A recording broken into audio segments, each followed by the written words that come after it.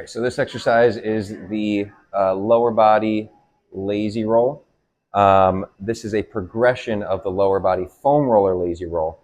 This is after you've graduated from using the foam roller, you've picked up some hip mobility, but you want to try and gain some more. This can be a really good mobility drill to continue opening up the hips and rib cage. So you're going to be in essentially the same exact position as you were for the variation with the foam roller. So your hips are going to be around 45 to 60 degrees here. You're on your right side with your right arm under the head. And we're going to start without using the arm and just focusing on the pelvis. But all you're going to do is you're going to be nasal breathing in and out through the nose, nice, gentle, slow, relaxed. Your whole body's heavy. And all you're going to do is try and push the knee forward, going as far as you can until you feel a restriction. Once you feel that, you stop, and then you slowly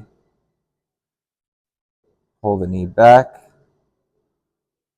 Again, nice and slow. Think super lazy and heavy.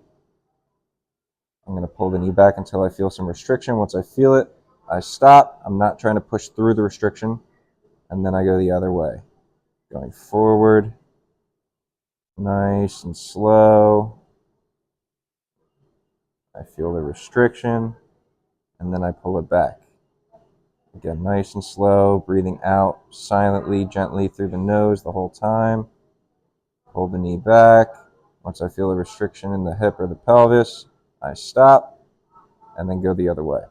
Once you feel like you've gotten that movement down, you're able to isolate the pelvic motion, you feel like it's nice and smooth and relaxed, then you can place the top hand in front of you like so, and we can start to get the rib cage rolling as well. So I'm going to try and drive the knee forward.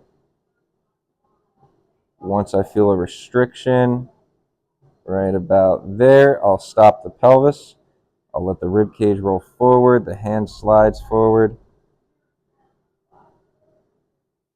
and then I'm going to go backwards. Pulling the pelvis back. Again, staying lazy and heavy and relaxed. Once I feel a restriction in the pelvis, I stop the pelvis. I let the rib cage roll back, the hand slides back. Now with this, making sure you don't squeeze the shoulder blade back. That's just going to increase compression of the rib cage. That's the opposite of what we want here. So it's not squeezing the shoulder blade back. It's letting the whole thorax roll backwards.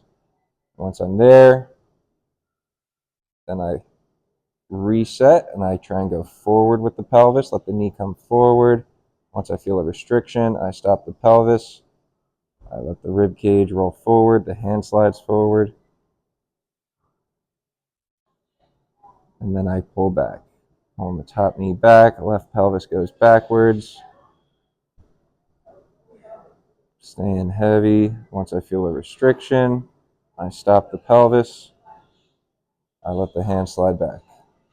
You'll alternate back and forth like that. You want to go high reps, so like 15, 20, 30 reps.